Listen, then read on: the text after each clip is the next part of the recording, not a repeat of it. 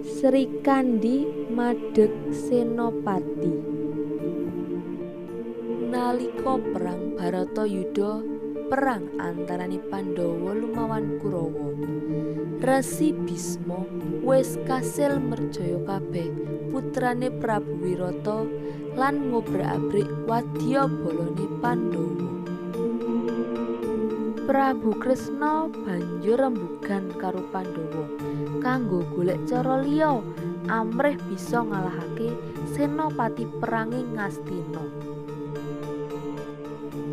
Ing pirembugan mau Prabu Kresna banjur netepake kang kudu maju dadi senopati perang lumawan Resi Bisma yaiku Dewi Srikandhi.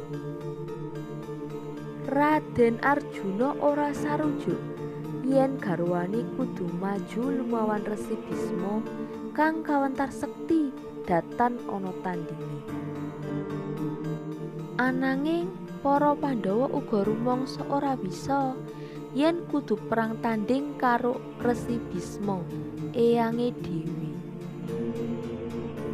Miturut Prabu Kresna, menawa Srikandhi madeg dadi senopati, Resi Bisma ora bakal lumawan, jalaran wis nate sumpah ora bakal mungsuh wanita. Kawitane Resi Bisma uga ora sumadya maju perang lumawan Srikandhi. Nanging amarga pihake Ngastina diserang, mulane banjur genti nyerang wadyabalane Pandhawa. Ing peperangan mau, Resi Bisma luwih unggul kanuragan lan senjatane. Nalika Srikandhi arep kalah, sukmane Dewi Amba sumusup marang awake Dewi Srikandhi.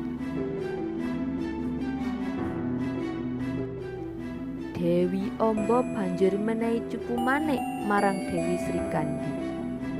Weruh cupu manik kang digawa Srikandhi, Resi Bisma banjur kelingan janjine nalika Resi Bisma merjaya Dewi Amba tanpa sengaja. Resi Bisma banjur ora nglawan Srikandhi.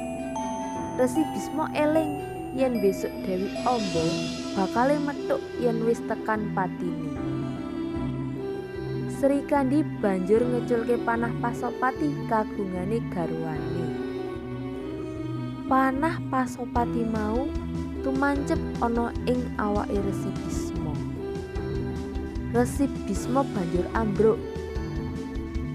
Raden Arjuna banjur ngaturi bantal kang digawe saka ceklekan panah kanggo nyangga janggane Resi Bisma. Kaya kang wis dadi janjine, Resi Bisma bakal nyekseni perang Baratayuda nganti rampung.